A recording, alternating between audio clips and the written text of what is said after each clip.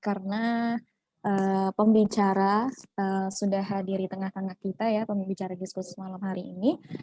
Sepertinya teman-teman sudah tidak sabar lagi ya mau mendengarkan materi malam ini. Oke, langsung saja saya akan membacakan CV beliau terlebih dahulu ya. Nama pembicara kita malam hari ini yaitu Mbak Sabrina Filahina Najah, SE. Beliau adalah seorang konten kreator muslimah yang mendalami isu-isu kemusliman kontemporer. Beliau juga seorang pengajar yang juga senang berbagi terkait isu dan skill yang sedang beliau pelajari. Karya-karya beliau yang pertama yaitu kontributor buku Jalan Para Pejuang, kemudian kontributor buku Perempuan dan Kerja, serta podcast Tukar Tambah ya. Nanti teman-teman bisa cari di Spotify atau semacamnya. Oke. Nah, untuk kontak silakan kalau ingin ada yang mengundang beliau ya 0812 31 85 6735. Atau bisa nanti mengundang via sosmed beliau Sabrina Filahi. Oke, untuk alamatnya Jalan Arjuna 1 Jalan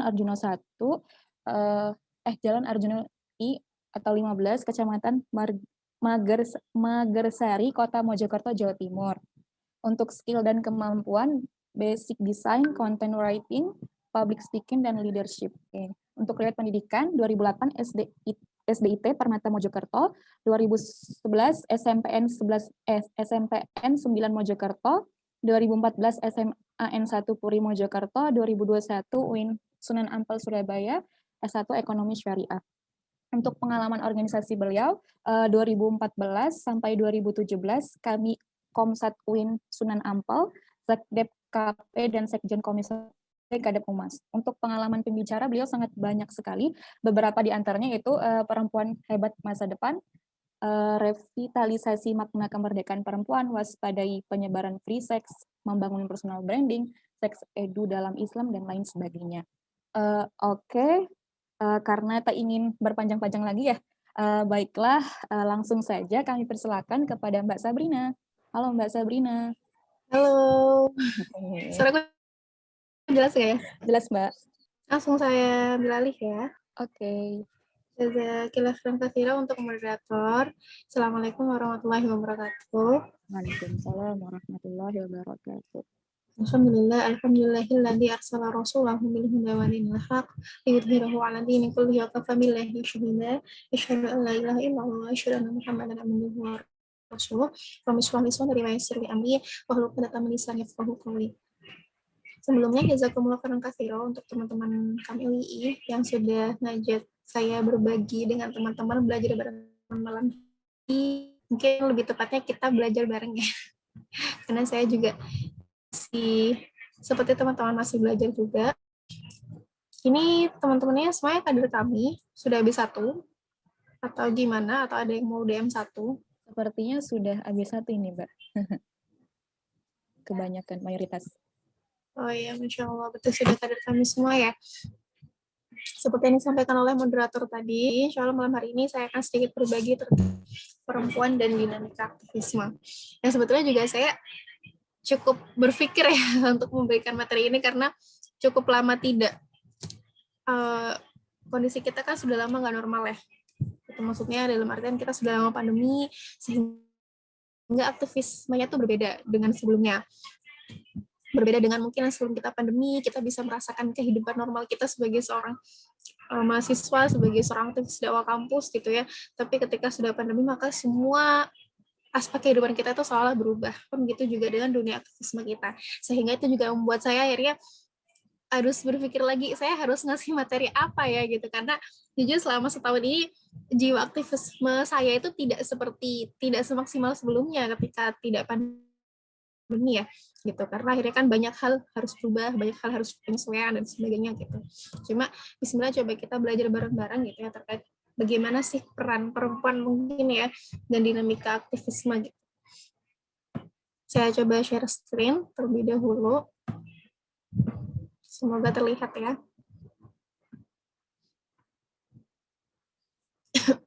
Jadi saya diminta teman-teman kami untuk berbagi terkait ini, perempuan dan dinamika aktivisme.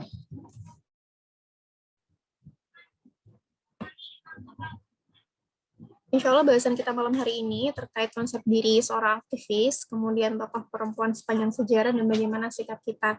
Gitu. Jadi pertama kali kita akan berbicara terkait konsep diri sebagai seorang aktivis. Karena di sini semuanya sudah DM1, sudah pernah DM1 sebagai seorang AB1, bahkan mungkin ada yang AB2, ada yang sudah pernah DM2. Maka kita memposisikan diri kita sebagai seorang aktivis dakwah, seorang aktivis kami. Gitu. Dan sebelum kita berbicara terkait bagaimana perempuan dalam dinamika pergerakan, bagaimana perempuan dalam dinamika aktivisme, gitu ya, bagaimana sikap-sikap yang bisa diambil oleh seorang perempuan, maka kita perlu untuk meneguhkan jati diri kita. Kita perlu untuk menegaskan bagaimana konsep kita sebagai seorang aktivis. Nanti kalau misal suara saya kurang jelas bisa disampaikan ya, karena ini saya nggak pakai headset. Jadi kalau mungkin nanti suaranya kurang tiba-tiba hilang, bisa disampaikan aja. Nah, terkait jati diri sebagai seorang aktivis kami gitu. Kalau ditanya jati diri kita sebagai seorang aktivis itu seperti apa? Jati diri kita sebagai seorang kader kami itu seperti apa? Maka saya akan menjawab sebagaimana kita dibentuk dan ditumbuhkan sebagai seorang kader kami. Gitu. Jadi saya akan menjawab jati diri kita ya sebagai seorang Syakhsiyah Islamiyah Al-Harokiyah gitu. Ini jati diri kita yang paling basic ya.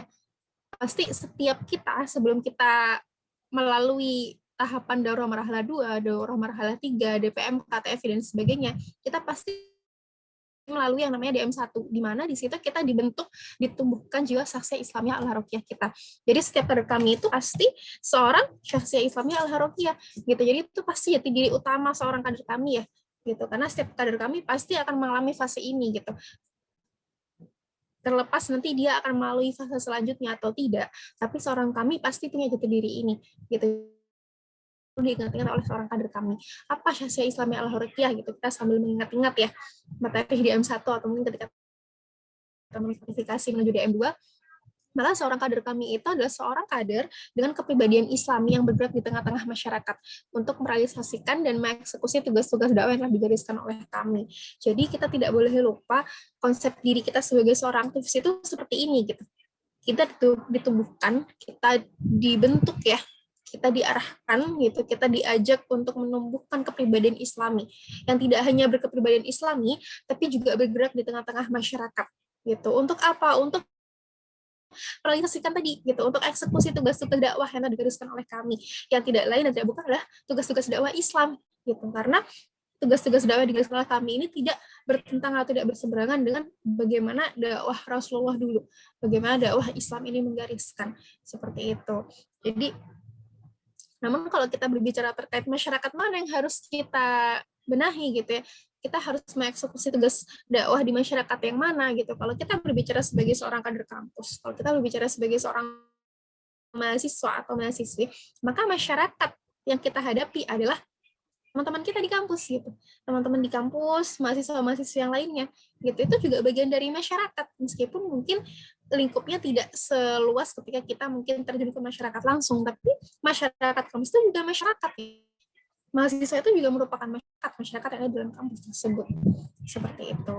Nah, kalau kita sudah melalui fase DM2 atau DM3, maka kepribadian kita ya, jati diri kita itu maka semakin bertambah lagi. Tidak hanya sebagai seorang yang memiliki kepribadian Islami, tidak hanya seseorang yang senantiasa mengeksekusi tugas-tugas dakwah gitu ya, tapi juga sebagai seseorang yang memiliki kepribadian pemikir atau konseptor. Itu Bina Al-Qaidah Al-Fikriyah itu sebagai seorang AB2 ya. AB2 itu pasti lekat dengan Bina Al-Qaidah Al-Fikriyah. Dan kalau sudah AB3, maka dia berubah menjadi Bina Al-Qaidah bertambah, bukan berubah ya, bertambah tanggung jawabnya menjadi AB2, AB3 gitu ya, maka akan bertambah tanggung jawab kita. Tidak hanya tadi ya, tidak hanya harus berkepribadian Islami, tapi dia juga harus mampu membangun kader-kader pemimpin gitu, menjadi teladan di masyarakat, menjadi teladan di sekitar kita, terlibat dalam proses penurunan strategi dan menguasai konsepsional. Jadi seorang yang sudah melalui DM2, DM3, dia juga harus menguasai bagaimana perumusan strategi, bagaimana menguasai konsep ya, menjadi seorang konseptor. Dan kalau sudah DM3 ini justru bertambah lagi tanggung jawabnya, yaitu sebagai pembangun basis kebijakan. Gitu. Maka itu ya jati diri kita ya. Gitu. Kita coba reminder lagi bagaimana sih jati diri seorang kader kami gitu. Karena kita semua di sini merupakan seorang AB1 dan bahkan mungkin ada yang calon AB1 ya. Gitu. Jadi Itu yang akan kita hadapi nanti gitu. Itulah jati diri kita sebagai seorang aktivis, kami sebagai seorang kader kami. Nah, kemudian kita berbicara terkait muslimah sepanjang sejarah. Mungkin teman-teman pasti tidak asing dengan apa yang ada di hadapan teman-teman sekarang ya. Anti Antuna pasti nggak asing dengan nama-nama yang saya tuliskan di sini gitu, mulai dari Ibunda Khadijah, Asma binti Abu Bakar, dan ini foto Zainab Al-Ghazali. Mungkin teman-teman ada yang pernah baca juga biografi beliau. Saya tidak akan membahas banyak terkait sirah dari masing-masing beliau ya. Cuma mungkin akan beberapa ada fase hidup beliau yang bisa kita ambil. Oh ya, ini ada Iwannya juga ya. Afwan, jadi agak terdistrak. Saya kira cuma awat-awat aja loh. Kelebihan buku ini Nah, terkait Ibunda Khadijah gitu ya. Jadi kalau kita berbicara terkait sepak terjang seorang muslimah gitu ya, sepak terjang seorang perempuan dalam sepanjang sejarah peradaban Islam, maka kita perlu bersyukur bahwa kita nggak akan pernah kehilangan sosok uswah. Kita sebagai seorang muslimah, kita nggak perlu khawatir untuk tidak memiliki panutan gitu ya. Ketika mungkin anak zaman sekarang itu mereka bingung harus mengidolakan siapa, atau mungkin mereka kecewa karena idolanya itu mengalami banyak fase hidup ternyata tidak sejalan dengan kita, atau mungkin kita ketahui bahwa idola-idola anak zaman sekarang itu satu sisi mungkin ada yang mereka akhirnya terjebak perilaku buruk, atau bahkan mungkin ada sehidup di mana mereka down ya idola mereka, maka mereka mungkin anak zaman sekarang itu pasti otomatis bingung gitu ya, wah idola saya kok seperti itu. Maka kita perlu bersyukur sebagai seorang muslimah, kita tidak akan pernah kehilangan sebaik-baik uswah, sebaik-baik role model gitu, karena sejarah peradaban Islam itu telah menggariskan tokoh-tokoh muslimah yang hebat. Itu yang pertama ya, kita tentu tahu istri Rasulullah, istri pertama Rasulullah yaitu Ibunda Khadijah binti Khuwailid.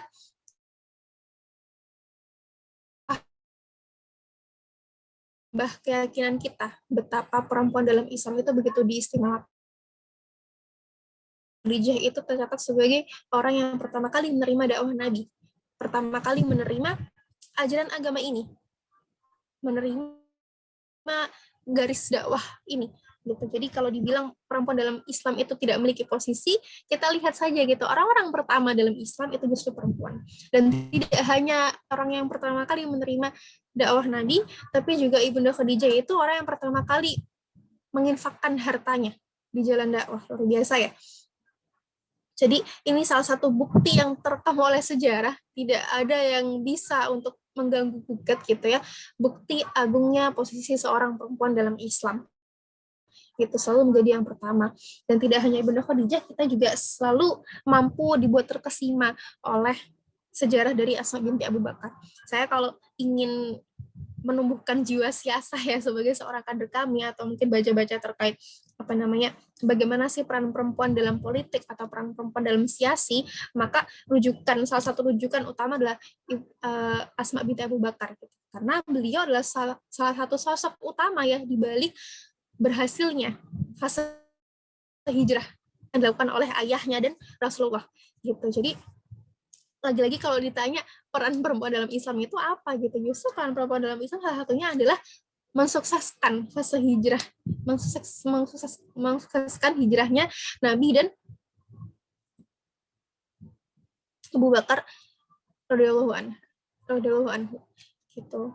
Jadi kalau kita membaca ya sirah dari Asma binti Abu Bakar itu pasti akan sangat lekat terkait aspek siasi atau aspek strategi politik ya gitu. Bagaimana beliau memulai dengan menyiapkan logistik hijrah, kemudian beliau juga terlibat untuk bagaimana agar langkah-langkah kaki ayah dan Rasulullah itu tidak bisa terbaca oleh pasukan kafir gitu ya.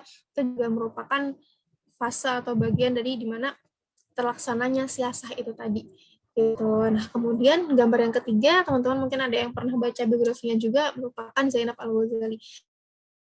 Zainab Al-Ghazali itu salah satu muslimah ya kontemporer yang juga berjuang di jalan dakwah.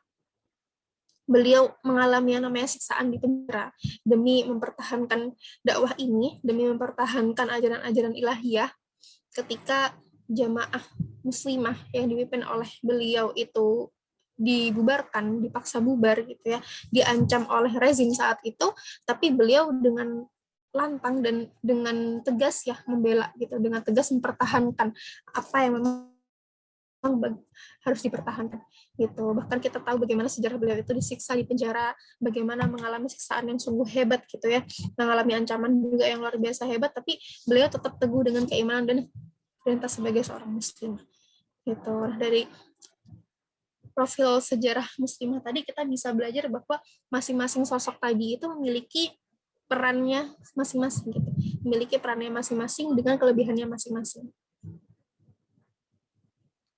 Nah, selanjutnya, kalau ditanya bagaimana peran muslim di Indonesia, kita juga tidak perlu khawatir, karena di Indonesia itu juga banyak sekali muslim yang terlibat dalam sejarah Indonesia.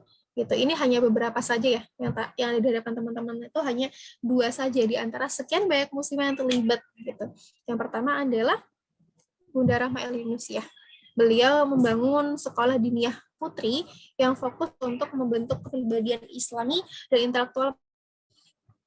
Jadi ketika merupakan budaya Indonesia karena katanya itu baru ada akhir-akhir ini. Tapi justru sejarah mengatakan sebaliknya gitu. Ibu Rahma El Yunusiyah membangun sekolah awal 1900-an dan saat itu beliau langsung menggunakan jilbab gitu. Jilbab yang saat ini itu masih saja diperdebatkan, tidak habis-habisnya diperbincangkan oleh mereka-mereka yang berusaha untuk mengubah hukum jilbab gitu ya. Termasuk Ibu Siti Walidah juga. Ibu Siti Walidah itu kita pasti tahu, teman-teman yang di Jogja pasti tahu ya. Tidak mungkin tidak tahu, beliau adalah istri dari Kiai Haji Ahmad Dahlan, pendiri dari Muhammadiyah. Saya agak menyesal ya ketika dulu di M3 di DIY, tapi tidak menggali sejarah beliau lebih lanjut. Padahal juga saya sempat mengunjungi sekolah yang dulu didirikan oleh Ibu Siti Walidah dan suaminya. Dan ternyata saya baru menyadari bahwa harusnya saya dulu tuh lebih banyak menggali ya ketika saya diberi kesempatan untuk observasi langsung dulu. Tapi nggak apa-apa, masih ada literatur yang bisa kita cari informasi terkait beliau ya.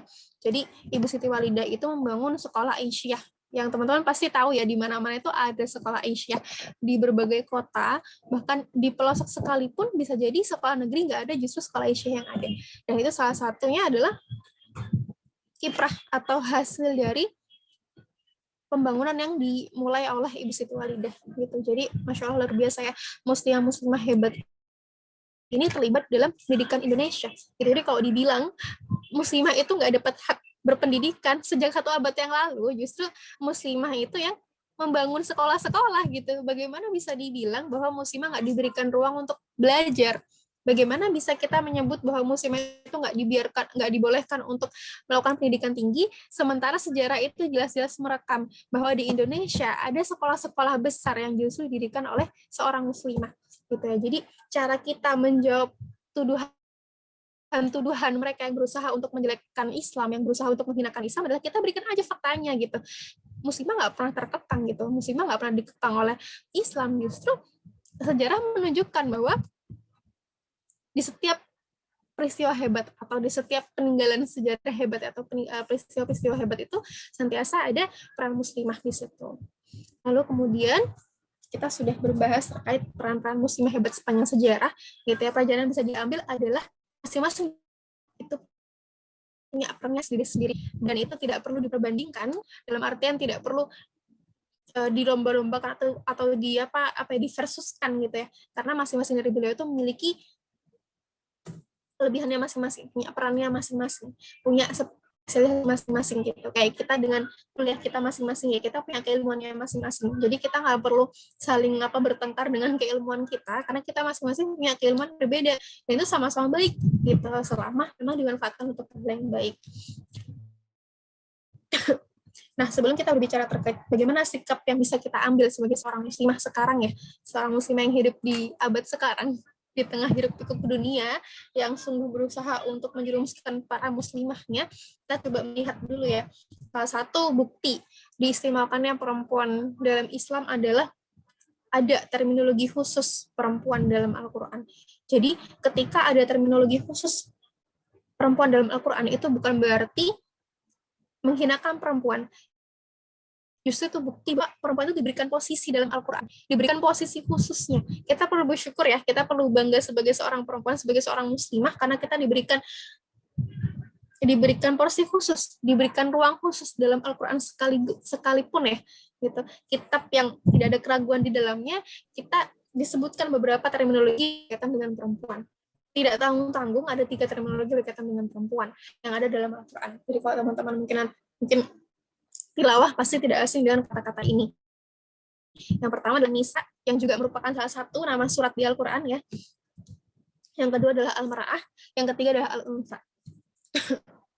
Nisa itu disebutkan 57 kali dalam 53 ayat di 15 surat gitu. Terminologi An-Nisa ini kerap digunakan kaitannya dengan peran istri, dan juga tidak hanya kaitannya dengan peran istri ya, tapi juga banyak menjelaskan tentang peran sosial gitu. Jadi kalau kita membaca terminologi An-Nisa dalam Al-Quran itu pasti ada kaitannya dengan peran seorang istri dan peran sosial seorang perempuan gitu. Jadi bukan berarti ketika ada terminologi khusus yang menyampaikan terkait peran seorang istri ya dalam Al-Quran, bukan berarti perempuan itu dikurung gitu, tapi justru ini merupakan bentuk pemuliaannya, bahwa diberikan ruang khusus gitu untuk panduan khusus ya untuk perempuan sebagai seorang istri khususnya. Nah, kemudian terminologi Al-Mar'ah disebutkan 26 kali dalam 25 ayat di 15 surat gitu. Al-Mar'ah ini kalau kita baca ayat terkait Al-Mar'ah, kita akan tahu bahwa Al-Mar'ah ini seringkali melekat pada ayat-ayat yang menjelaskan terkait kepribadian seorang muslimah, kepribadian muslimah sebagai seorang individu. Kalau An-Nisa itu kepribadian seorang muslimah, peran sosial. Kalau Al-Mar'ah itu peran seorang individu muslimah gitu. Jadi jelaskan bagaimana fitrah lemah lembutnya seorang perempuan, fitrah bertakwanya seorang perempuan. Nah, itu biasanya pakai terminologi Al-Mar'ah.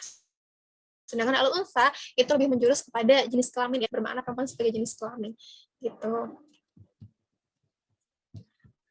Lalu kemudian kita mau lebih bicara terkait aktivisme. Sebetulnya apa sih aktivisme itu ya? Kita perlu, kalau kita berbicara terkait perempuan dan aktivisme, maka kita perlu redefine terkait aktivisme itu sendiri. Gitu. Nah, kalau kita karena kita menggunakan bahasa Indonesia, maka kita lihat artinya di KBBI. Aktivisme itu artinya adalah kegiatan para aktivis, dan aktif sendiri itu artinya adalah giat bekerja atau berusaha.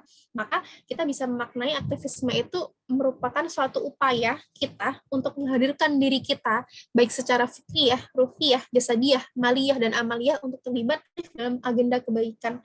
Gitu. Jadi kita perlu memaknai kembali bagaimana sih kita memaknai aktivisme itu. Kita perlu mendefinisikan kembali, mendefinisikan ulang bagaimana kita maknai aktivisme itu. Jadi yang kita hadirkan itu tidak hanya pikiran kita, tidak hanya mungkin tenaga kita, tidak hanya doa kita gitu ya, tidak hanya doa kita yang kita hadirkan, tapi semuanya, semua aspek dalam diri kita. Mulai dari pemikiran kita, doa kita, ruhiyah kita, jasadiah kita, fisik kita, tenaga kita, bahkan keuangan kita kalau bisa juga kita hadirkan untuk terlibat dalam agenda-agenda kebaikan gitu. Nah, kemudian apa yang bisa kita lakukan sebagai seorang kader kami, apa yang bisa kita lakukan sebagai seorang akhwat kami, maka banyak sebetulnya yang bisa kita lakukan. Cuma mari kita berbicara dimulai dari urgensi pergerakan muslimah. Kalau kita mau berbicara terkait dinamika aktivisme seorang muslimah, maka kita coba mulai dengan berbicara terkait urgensi pergerakan muslimah. Kenapa kok muslimah itu harus turut bergerak? Kenapa kok muslimah itu harus turut terlibat aktif dalam perubahan gitu ya? Yang ini pasti teman-teman sudah mendapatkan materi ini ketika DM1 terkait Islam, pemuda, dan perubahan sosial. Cuma ini akan kita tegaskan lagi kenapa kok muslimah harus terlibat gitu. Karena gagasan tidak diwujudkan dalam sebuah pergerakan, tidak dibela, tidak diperjuangkan oleh para pendukungnya, pasti akan segera lenyap dan dilupakan betapapun hebat dan mengagumkan.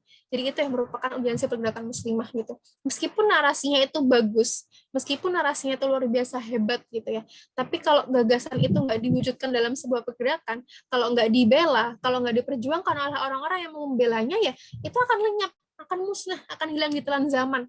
Gitu. Jadi itulah urgensi kita untuk terlibat aktif dalam pergerakan muslimah. Karena kita tidak ingin ya narasi hebat, sesuatu yang hebat gitu ya, yang sudah dirumuskan oleh agama ini untuk para perempuannya, untuk para manusianya, itu lenyap begitu saja. Gitu. Itu kenapa kita sebagai seorang muslim itu harus senantiasa ingat bahwa nahnu du'at qabla kulli syai'in. Kita merupakan dai sebelum menjadi apapun kita. Maka itu penting kita sadari mengapa kita harus bergerak sebagai seorang muslim. Karena meskipun agama ini memiliki narasi yang begitu hebat, luar biasa indah, tapi kalau tidak dibela mati-matian oleh para muslim ya itu akan lenyap, akan hilang di telan zaman. Itu kenapa kita harus terlibat aktif dalam upaya membela agama kita.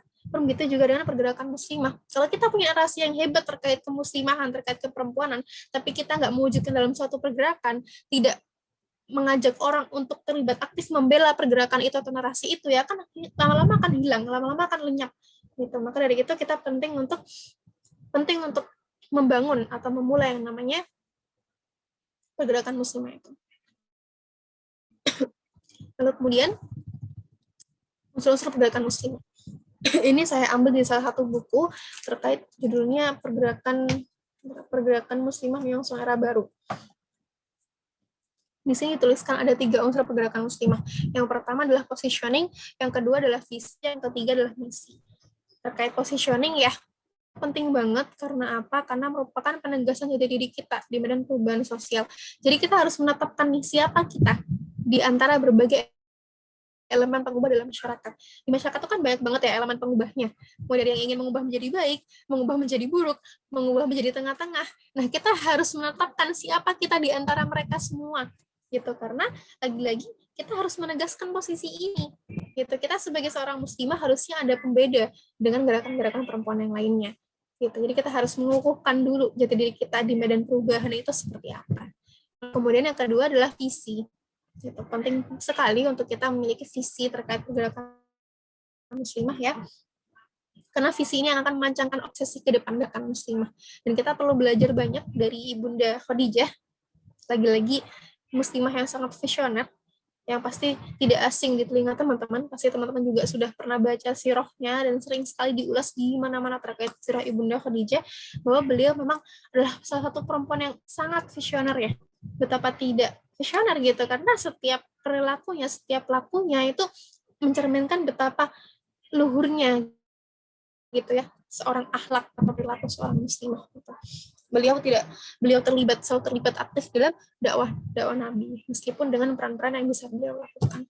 Dan kemudian yang ketiga adalah misi gitu. Jadi pergerakan muslimah juga harus memahami misi pergerakan itu sendiri gitu. Apa sih misinya gitu, karena apapun pergerakan muslimah, apapun gerakan seorang muslimah ya, apapun cara gerak seorang muslimah itu semestinya bermuara pada upaya mempengaruhi pusat-pusat pengambilan kebijakan atau keputusan sehingga tidak bertentangan dengan nilai ilahiyah.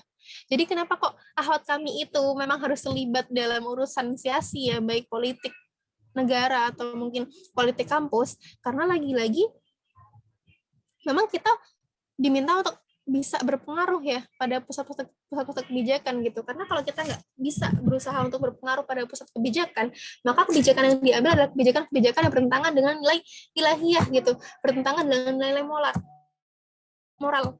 Kita udah lihat sekarang ya, ada ancaman yang begitu jelas di depan mata kita, itu RUU PKS gitu.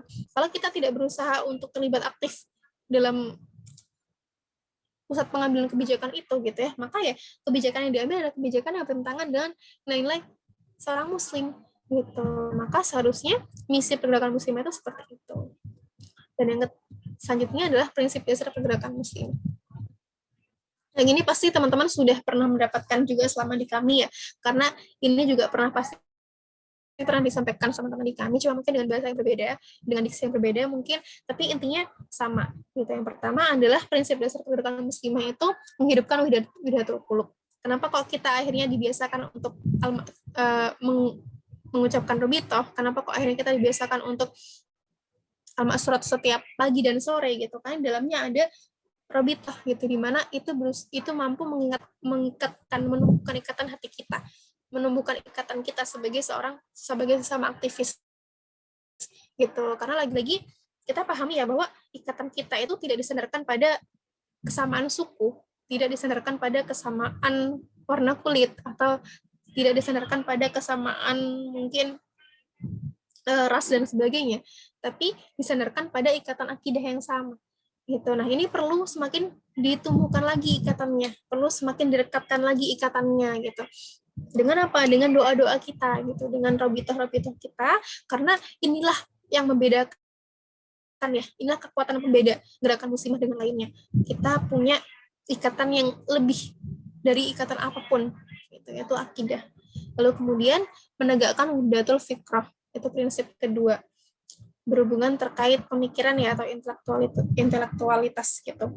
Jadi ketajaman manuver dalam kontinuitas gerakan itu ditentukan dengan kerangka berpikir dan kesamaan atmosfer pemikiran para aktivis, dan gak lahir begitu saja gitu. Jadi kenapa kalau kita harus menyamakan pemikiran kita? Kenapa kalau kita harus menyamakan kerangka berpikir kita? Kenapa kita harus menyamakan visi misi kita gitu ya? Karena itu berpengaruh gitu. Itu berpengaruh terhadap ketajaman manuver kita dalam bergerak gitu.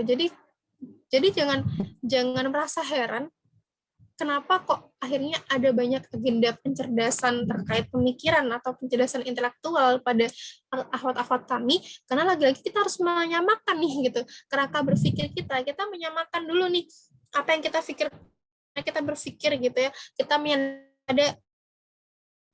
pada kisah yang mana atau mungkin pada ideologi yang mana gitu. Itu kita harus tuntas dalam itu terlebih dahulu. Dan kemudian prinsip dasar yang ketiga adalah menuju hidatul harokat. Setelah kita berusaha untuk menenangkan hati, setelah kita berusaha untuk bergerak, dan kita sebagai seorang aktivis kami, sebagai seorang kader kami, kita dengan karakter gerakan yang dua, yaitu harakatul. Jadi kita ada dua karakter gerakan. Yang pertama harakatul tajnid, yang kedua adalah harakatul amal. Jadi kami itu tidak hanya terlibat aktif dalam pengedaran, tapi juga terlibat aktif dalam pergerakan. Begitu. Nah, kemudian kontekstualisasi gerakan muslimah. Lantas bagaimana kontekstualisasinya? Ada 3 cara, ada 3 tahap. Yang pertama adalah mapping, yang kedua adalah fokus, yang ketiga adalah vokal. Nah, mapping ini kita perlu monitoring ya, kita perlu merencanakan bagaimana peta gitu. Dan kalau kita sudah mampu merancang peta pergerakan muslimah kita, maka kita langkah selanjutnya adalah fokus. Kita fokus untuk membesarkan atau menghidupkan ya peta pergerakan tadi. Gitu. Jadi kita nggak perlu untuk mengambil banyak aspek seorang muslimah. Kita bisa untuk fokus itu saja, asalkan ya memang itu digeluti terus gitu. Itu diistiqomahkan terus, dan tidak lupa tahap ketiga adalah kita berusaha untuk vokal, untuk menyampaikan terus-menerus terkait apa yang kita sedang geluti, apa yang sedang kita fokuskan. Orang lain tuh harus tahu. Jadi jangan sampai suara kita yang lebih bangga, karena kita yakin yang kita sampaikan adalah kebaikan. Gitu. Kita harus lebih vokal dibandingkan mereka yang menyampaikan tidak baik. Jadi mereka yang menyampaikan hal buruk, mereka yang mengajak keburukan aja mereka bangga kok. Kenapa kita yang menyampaikan hal baik kita nggak bangga? Jadi kita harus lebih vokal dibanding mereka. Gitu. Lalu kemudian, nah semua itu akan lebih mudah ketika kita bisa tuntas dengan diri sendiri. Gitu. Mungkin memang kita nggak akan pernah utuh ya untuk tuntas dengan diri kita. Gitu. Kita nggak akan pernah selesai. Tapi seenggaknya kita ikhtiar untuk mengenal diri kita sendiri. Gitu. Kita ikhtiar untuk kita ikhtiar untuk mengenali diri kita itu seperti apa. Karena kalau kita tahu diri kita seperti apa, itu akan memudahkan pergerakan muslimah. Karena akhirnya kita paham apa yang bisa kita berikan untuk gerakan kebaikan ini, apa yang bisa kita lakukan, apa yang bisa kita maksimalkan untuk turut memberikan kontribusi. Lalu kemudian kita perlu juga memahami ruang yang harus diisi oleh akhwat kami. Jadi kalau misal nih ada muslimah yang mungkin fokus terkait isu-isu pemikiran, maka biarlah mereka fokus dengan ruangnya itu. Berarti mereka memang fokus untuk mengambil ruang-ruang pemikiran. Nah, tapi kita sebagai seorang akhwat kami, kita harus tahu identitas kita sebagai seorang akhwat kami itu seperti apa. Kita harus paham bahwa ada ruang yang memang harus diisi oleh akhwat kami, dan itu tidak sama dengan yang lainnya gitu. Jangan lantas ketika semua itu membahas terkait pemikiran gitu ya, lantas kita juga ikut-ikutan untuk bahas terkait pemikiran gitu. Kita harus tahu bahwa kita punya ruangnya sendiri. Kita punya ruang sendiri sebagai seorang akhwat kami. Bukan berarti isu-isu pemikiran itu nggak penting. Isu pemikiran itu penting. Tapi kita harus tahu bahwa kita punya ruang sendiri. Kader kami, akhwat kami, itu punya ruang yang harus kita isi. Gitu. Dan terakhir, penutup, kita harus menyadari bahwa kebebasan perempuan itu sejatinya adalah konsekuensi logis dari dimulainya kehidupan yang islami. Jadi kenapa kita mengupayakan kehidupan yang islami? Kenapa kok kami itu punya visi untuk menjadikan masyarakat yang islami? Karena lagi-lagi kebebasan perempuan itu adalah konsekuensi logis ketika kehidupan kita itu adalah kehidupan yang islami, ketika masyarakat kita adalah masyarakat yang islami, ketika di sekitar kita itu menerapkan ajaran-ajaran agama dengan baik, maka otomatis perempuannya juga akan terkondisikan dengan baik juga gitu. Otomatis perempuan-perempuannya juga akan diperlakukan dengan cara yang baik juga gitu. Kurang lebih begitu ya, sharing sedikit pemantik malam hari ini. Jazakumullah khairan katsiran mendengarkan, sudah hadir. Harapannya kita setelah ini bisa berbagi bersama ya. Kita bisa saling membagi mungkin ide-ide yang bisa dibagi, dan saya kembalikan kepada Assalamualaikum warahmatullahi wabarakatuh. Waalaikumsalam warahmatullahi wabarakatuh. Insyaallah luar biasa sekali ya materi yang disampaikan oleh Mbak Sabrina gitu. Saya pun langsung berapi-api nih. Oke, karena materi udah selesai, saya akan membuka sesi tanya jawab. Silakan untuk teman-teman yang ingin bertanya atau diskusi langsung ke Mbak Sabrina. Monggo teman-teman jika ada yang ingin bertanya. Boleh bertanya via chat nggak Mbak? Boleh Vida. Oke, sambil menunggu Vida, saya mau mencoba bertanya ke Mbak Sabrina ya. Gimana kita membatasi diri kita sebagai muslimah ya khususnya di forum CFC kayak gitu, karena kan ketika kita terjun ke dunia CFC kan kita apa ya Mbak, pergaulannya lebih terbuka lah kayak gitu, bercampur baur dengan laki-laki kayak gitu, pulang malam. Nah, apakah ada tips dari Mbak Sabrina kayak gitu ketika kita terjun ke dunia CFC sebagai seorang muslimah? Kalau saya melihat ya, karena sebenarnya saya juga tidak pernah terjun ke dunia asiasi kampus, cuma seharusnya bagaimana kita berperilaku ketika terlibat aktif dalam dunia asiasi kampus atau dimanapun, itu sebenarnya nggak jauh beda kan. Kayak kita berhubungan atau mungkin kayak kita bersosialisasi dengan teman-teman kita ketika kuliah atau ketika di kami, itu seharusnya kan nggak ada beda gitu, karena ya kita semua sama-sama manusia gitu. Sebetulnya tidak ada pembeda yang jelas selain mungkin fikroh kita atau mungkin selain kebiasaan sehari-hari kita gitu. Jadi bagaimana kita berperilaku ketika terlibat aktivitas di kampus ya sebetulnya ya sama saja ketika kita mungkin sedang kuliah, sedang mengikuti perkuliahan di kelas-kelas atau mungkin sedang syurok di kami gitu. Jadi seharusnya kesolihahan kita atau penjagaan kita itu tidak hanya berlaku ketika kita bersama dengan orang-orang yang baik aja, tidak hanya berlaku ketika kita sedang dengan teman-teman sesama akhwat kami atau sama akhwat LDK gitu, tapi seharusnya penjagaan kita itu kita terapkan dimanapun kita berada gitu. Penjagaan kita harus kita terapkan sekalipun kita mungkin naik gunung atau mungkin kita sedang ada di keramaian, sedang ada di transportasi umum misal, itu tidak berbeda dengan sebagaimana kita beraktivitas di kami gitu. Karena ya lagi-lagi tujuan kita di kader di kami itu adalah dibentuknya kemudian Islam tadi. Itu kemudian Islami yang tidak hanya berpatok pada tempat gitu, tapi itu kita terapkan dimanapun kita berada. Gitu. Mungkin teman-teman yang terlibat aktif di CSI kampus bisa saling sharing ya bagaimana bergaul atau bersosialisasi dengan teman-teman yang lainnya. Ya mungkin kendalanya adalah tidak semua paham gitu. Ketika kita misal seperti kita di kami, mungkin teman-teman semuanya kan paham gitu ya bagaimana kita bersosialisasi itu pasti kita semua saling tahu. Cuma mungkin kendalanya ketika di sesi kampus adalah nggak semuanya tahu, nggak semuanya punya habit seperti itu. Nah kadang kita hanya perlu untuk memahamkan kepada mereka aja. Kita perlu memahamkan kepada mereka bahwa kita punya prinsip-prinsip yang itu tidak bisa untuk ditolerir gitu. Jadi memang ya bisa jadi karena memang kita berbeda kebiasaan gitu ya. Kita perlu menyampaikan kepada mereka itu apa sih yang jadi batas diri kita gitu. Sehingga mereka tidak bisa melewati batas-batas itu tadi. Selebihnya ya kita masih bisa berteman baik dengan mereka, kita bisa berkoordinasi baik dengan mereka gitu.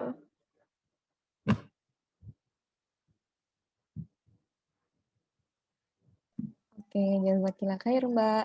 Sabrina. Oke, ada yang ingin bertanya? Teman-teman, jangan malu-malu ya. Ini awat semua kok. Ya tadi Iwannya jadi nggak di-accept ya? Enggak jadi. Shock juga tadi kok ada Ikhwan. Iya, siapa tadi ya lo? Anak Itu komsel. ada Iwan. Anak KMI juga ya? Iya, Mbak. Oke.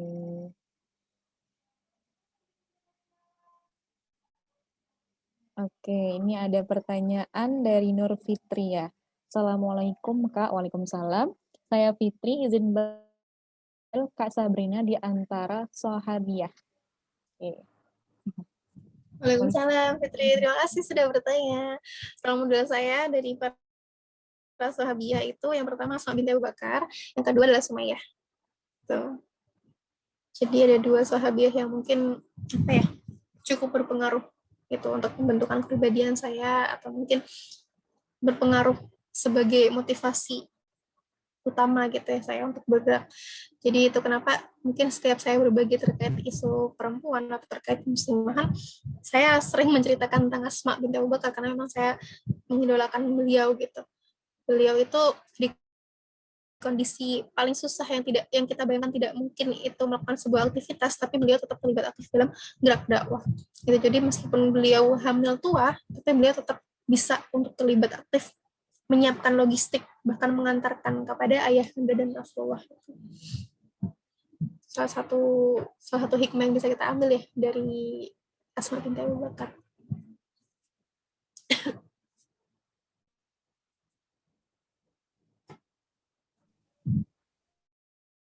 Oke. Apakah sudah cukup menjawab Nur Fitria? Oke, sekarang ke pertanyaan selanjutnya ya, Mbak. Ya, Ada pertanyaan dari Vida. Jazakillah khair Mbak Sab atas sharingnya. Alhamdulillah banyak insight yang saya dapatkan. Mohon izin bertanya via chat. Kadang kan potensi diri dan belum sepenuhnya berani untuk show up. Menurut Mbak Sabrina, apa yang harus dilakukan perempuan yang yakin berharga? Oke, monggo Mbak. oke, terima kasih Vida. Salam kenal ya. Kita pernah ketemu nggak ya? Kayaknya saya belum pernah ketemu sama teman-teman di sini semuanya. Semoga lain kali ya kita bisa ada kesempatan untuk ketemu secara langsung. Sebetulnya kalau ditanya terkait ketika perempuan atau mungkin perempuan yang belum menemukan potensi untuk show up, yang pertama harus kita pahami adalah tidak semua muslimah itu harus show up. Tidak semua muslimah itu harus tampil di depan panggung. Tapi harus ada yang tampil di depan panggung. Bukan berarti semua harus tampil ke depan panggung ya, tapi harus ada. Itu karena apa? Karena kalau bukan muslimah yang juga mengambil posisi-posisi di depan panggung, maka posisi di depan panggung itu diambil oleh mereka-mereka yang tidak sejalan dengan nilai Islam gitu. Tapi bukan berarti semua muslimah itu harus maju ke depan panggung gitu ya. Meskipun mungkin ada satu kondisi di mana kita harus bisa ketika dihadapkan pada kondisi seperti itu. Cuma lagi-lagi tidak semua muslimah harus show up di depan gitu. Kalau memang mungkin potensinya bukan di situ. Karena saya meyakini bahwa kita punya potensi yang berbeda-beda. Potensi saya mungkin yang saya punya itu sama dengan teman-teman yang lain gitu, dan saya apresiasi gitu apapun potensi yang teman-teman miliki. Nah, kuncinya adalah teman-teman harus menggali potensi itu. Teman-teman harus tahu potensi diri masing-masing. Gitu. Itu kenapa sebisa mungkin mumpung masih muda gitu ya, ikut tes minat bakat sejak dini agar tahu minat bakat kita itu di mana. Kita punya potensi di bidang apa. Gitu. Saya sendiri ikut tes minat bakat itu mungkin pernah ya pernah sih, cuma tidak begitu saya dalami gitu. Jadi selama ini saya menemukan potensi atau minat bakat saya trial and error, mencoba-coba semuanya, semua dicobain gitu sampai akhirnya saya tahu ternyata saya punya potensi di sini yang bisa saya ledakan sebagai sebuah potensi kebaikan gitu. Nah, itu yang pertama ya gitu. Jadi harus ada yang harus show up gitu. Meskipun nggak semuanya harus di depan panggung. Yang kedua, kita harus tahu diri kita sendiri gitu. Itu kenapa salah satu materi MK Khaus adalah merupakan marifatul insan.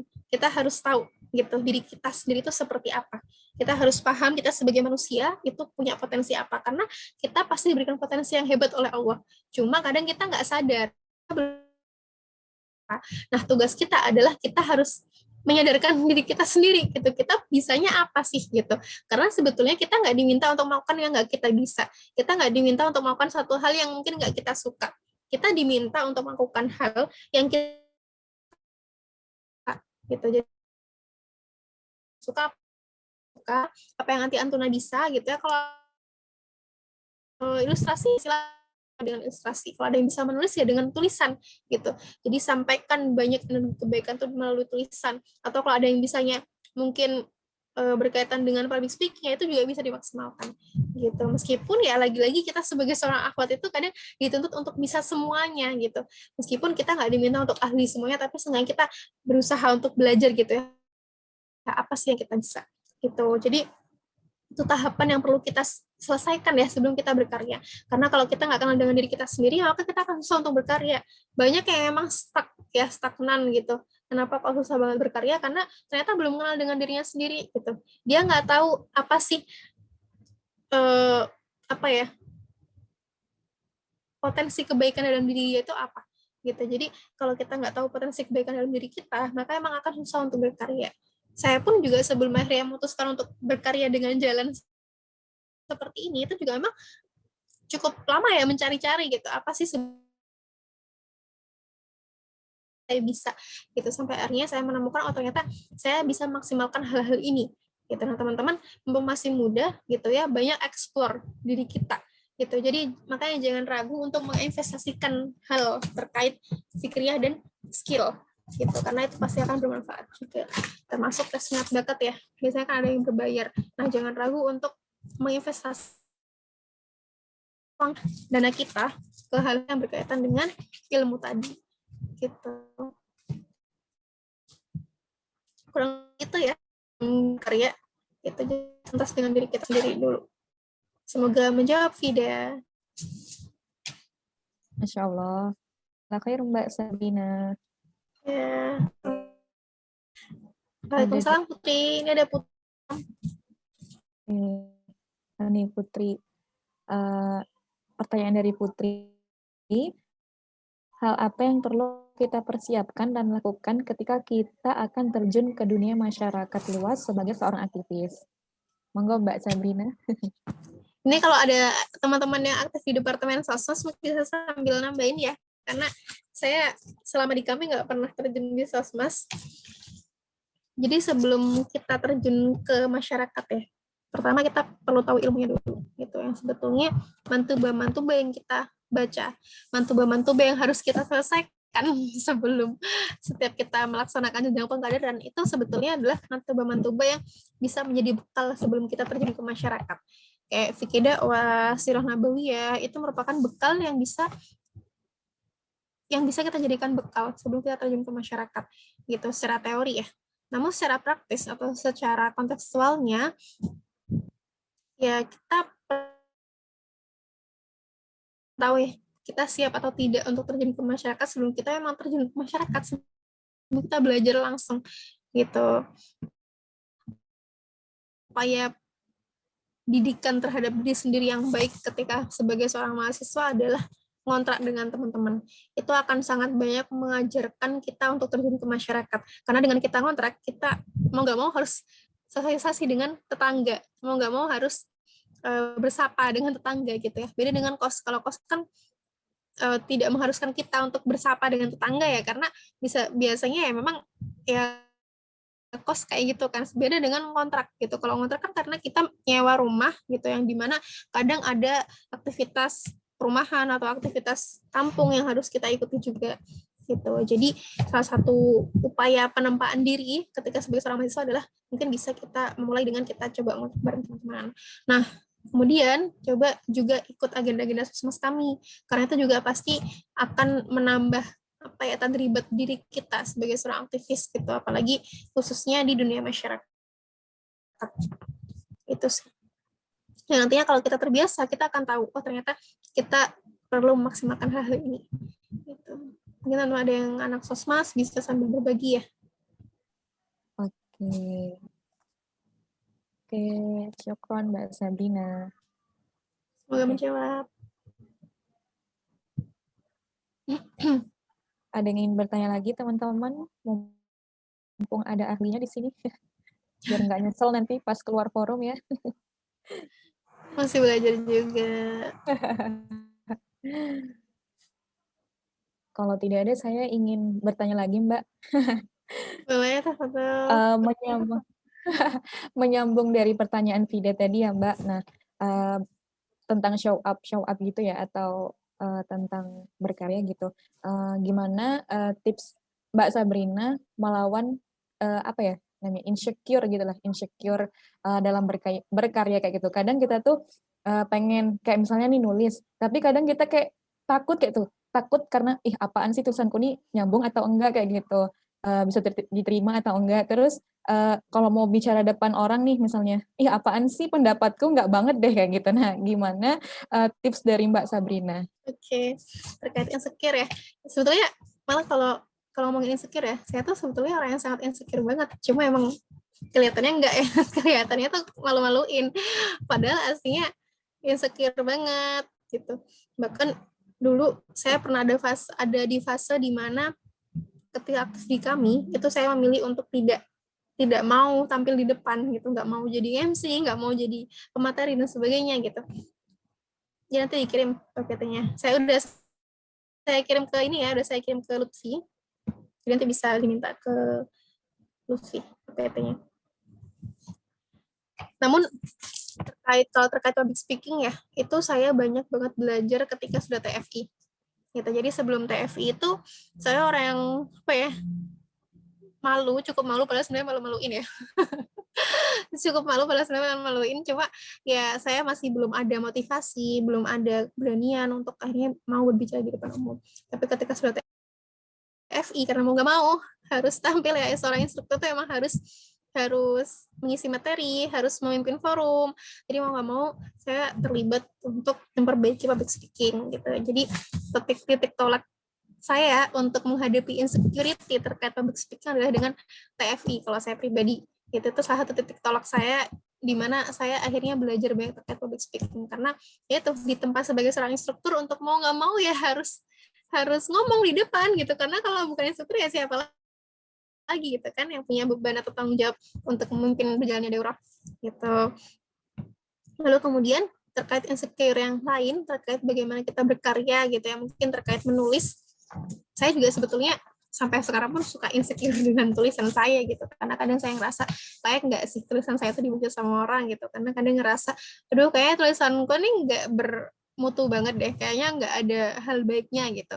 Cuma lagi-lagi salah satu hal yang uh, membuat saya untuk tetap menulis adalah karena banyak sekali orang-orang yang menjadikan kemampuan menulisnya itu sebagai kesempatan untuk menjauhkan orang dari Islam gitu. Jadi kalau kita merasa apa yang kita tuliskan itu mendekatkan orang kepada Islam, kalau kita merasa apa yang kita tuliskan itu adalah tentang keindahan agama ini gitu, kenapa kita harus malu dengan mereka yang jelas-jelas bangga menjauhkan orang dari agama. Jadi sebelum kita berkarya itu kita harus cari strong way kita dulu. Kenapa kita berkarya? Gitu. Kenapa kita nulis, kenapa kita gambar, kenapa kita ngilustrasi, kenapa kita nge-vlog misal, kita harus punya strong way-nya dulu gitu. Agar apa? Agar kita nggak tiba-tiba mandek di tengah jalan, kita nggak tiba-tiba berhenti di tengah jalan. Karena dengan strong way itu kita bisa teringat kenapa kita harus bergerak gitu. Lalu kemudian biar nggak insecure adalah cari teman-teman yang suportif, cari teman-teman yang mendukung kita gitu. Jadi saya tuh sering banget ketika merasa nggak pede dengan satu karya saya kirim ke teman-teman saya, ke sahabat-sahabat saya gitu. Jadi saya punya punya grup dengan beberapa sahabat akhwat saya, yang itu saya jadikan kayak apa ya, tempat sampah gitu, tempat mencurahkan segala unek-unek gitu.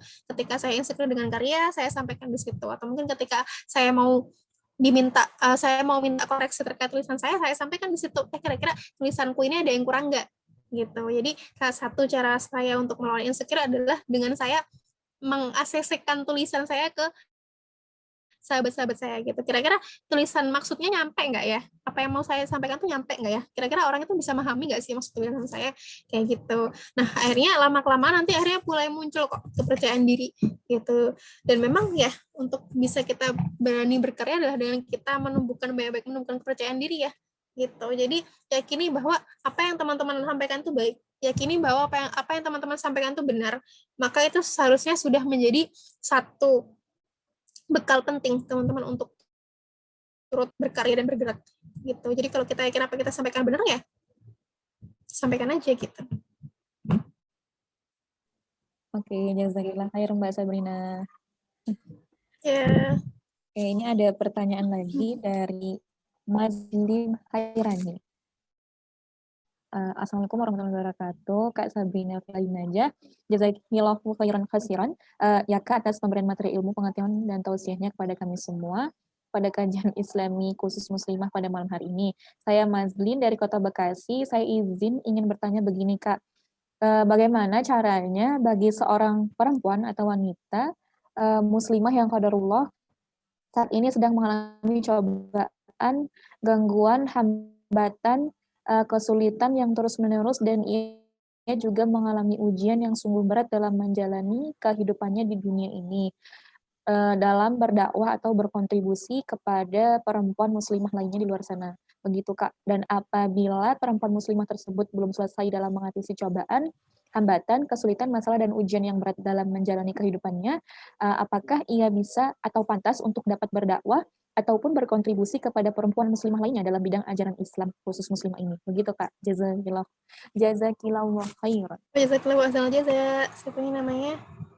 Mazlin ya, dari Kota Bekasi. Salam kenal Mazlin.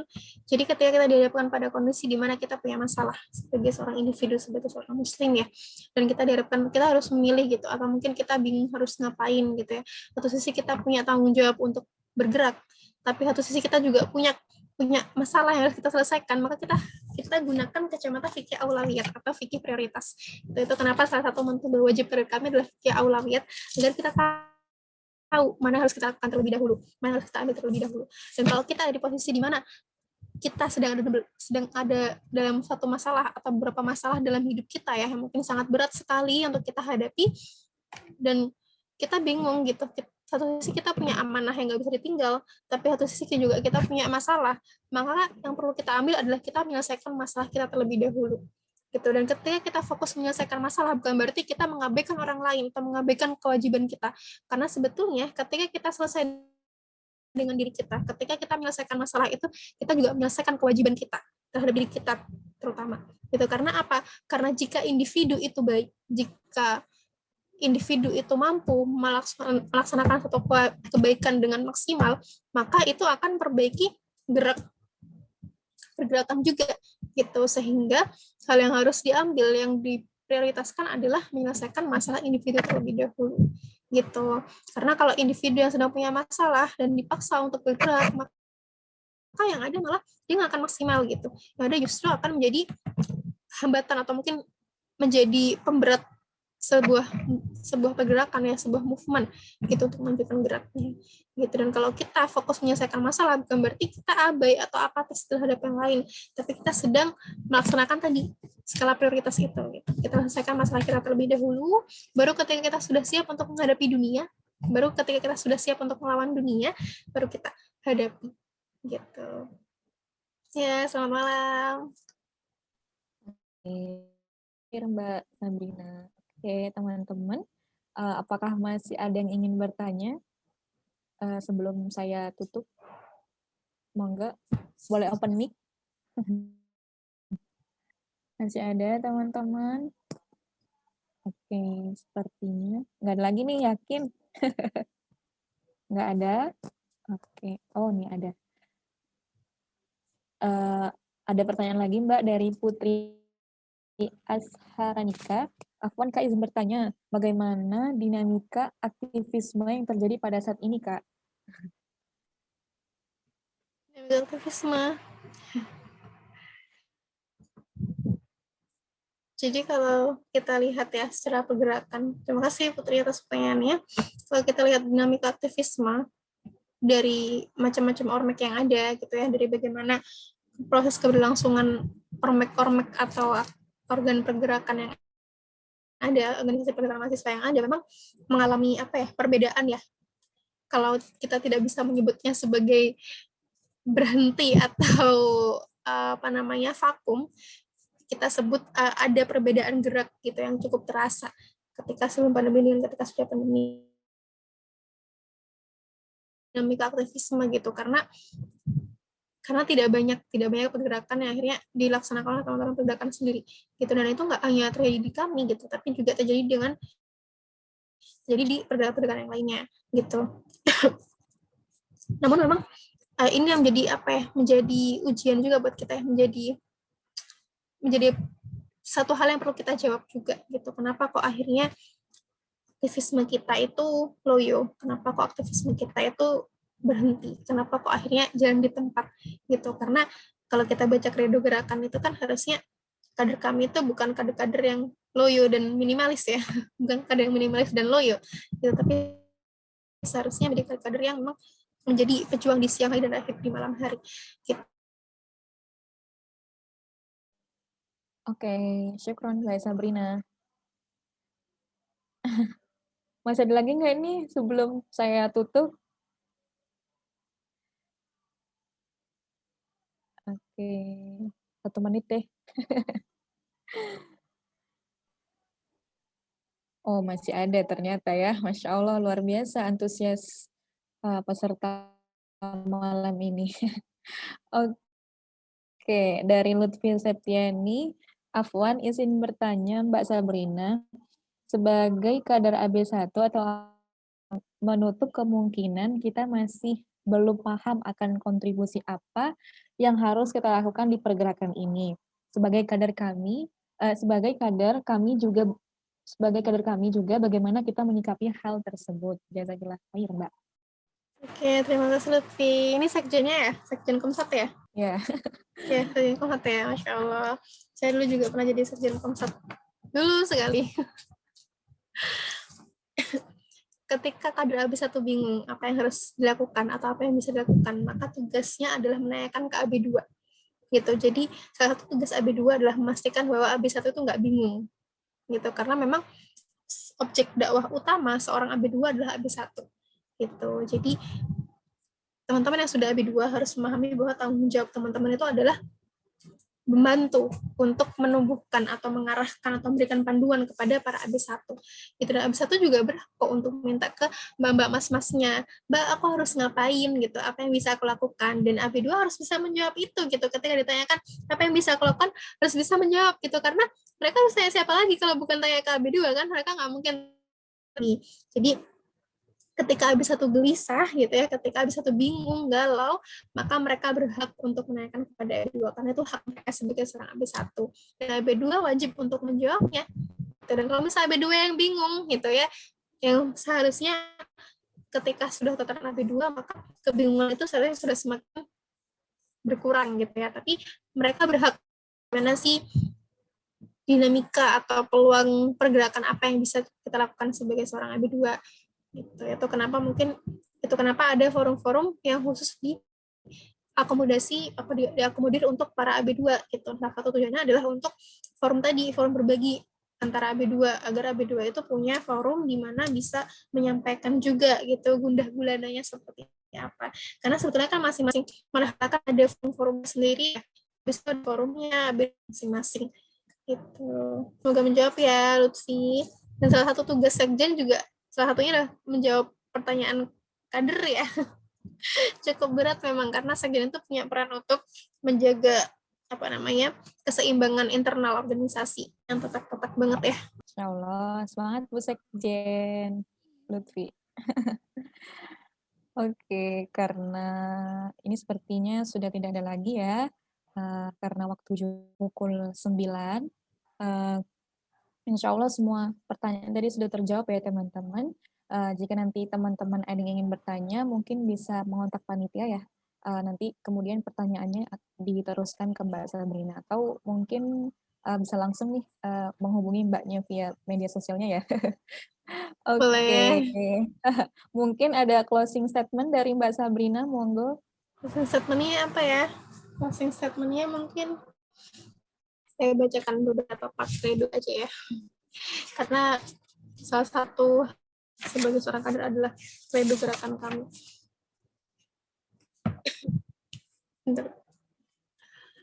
Kami adalah orang-orang pemberani. Hanya Allah yang kami takuti, tidak ada satu makhluk pun yang bisa menggetarkan hati kami, atau membuat kami tertunduk, apalagi takut kepadanya. Tiada yang kami takuti, kecuali ketakutan kepadanya. Kami adalah para petarung sejati, atas nama hak kami bertempur, sampai tidak ada lagi fitnah di muka bumi ini. Kami bukan golongan yang melarikan diri dari medan perjuangan, atau orang-orang yang enggan pergi berjihad. Kami akan memenangkan setiap pertarungan dengan menggunakan prinsip-prinsip Islam. Itu kurang lebih penutup statement saya malam hari ini. Semoga filosofi gerakan kami itu bisa membangkitkan semangat kita, bisa menumbuhkan semangat kita sebagai seorang dai gitu ya. Karena lagi-lagi kita punya tugas utama gitu. Selain belajar, kita juga punya tugas utama sebagai seorang dai. Alhamdulillah, Masya Allah, luar biasa. Closing statement dari Mbak Sabrina ya, yang diambil dari credo kami ya. Oke, sekali lagi jazakillah khair Mbak Sabrina atas penyampaian semua ilmu-ilmunya. Semoga ilmu yang diberikan bermanfaat dan bisa kita aplikasikan ke kehidupan kita sebagai perempuan ya dalam kehidupan ini. Dan semoga menjadi amal jariah untuk Mbak Sabrina. Amin. Allahumma amin. Kemudian jazakumullah khairan katsiran untuk semua peserta yang sudah hadir pada malam hari ini ya. Jangan pada live dulu. Ini ada sesi foto-foto dulu. Silahkan ambil pose terbaik ya teman-teman. Nanti saya yang ambil. Silahkan open kamera semuanya. Masih tunggu yang lain yuk. Prilia, Sofi, Aura, Lutfi, Fatia, Nida, Putri, Nurfitri, Alifa, Zafira, Mazlin, Mbak Mas Narika, oke. Masih ada? Saya screenshot ya teman-teman. Satu, ayo. Satu, dua, tiga. Oke. Sekali lagi, sebentar. Copy dulu. Satu, dua, tiga. Oke, terima kasih teman-teman. Terima kasih semuanya. Oke, terakhir. Jazakillah khair, Mbak. Ya, sama-sama ya. Terima kasih juga.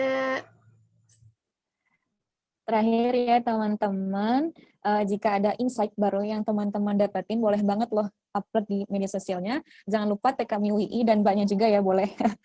Karena ketika ada kebaikan yang kita perbuat, kebaikan itu akan kembali lagi ke diri kita. Dan insya Allah, Allah akan menjamin melipat gandakan pahala atau balasan orang yang berbuat kebaikan.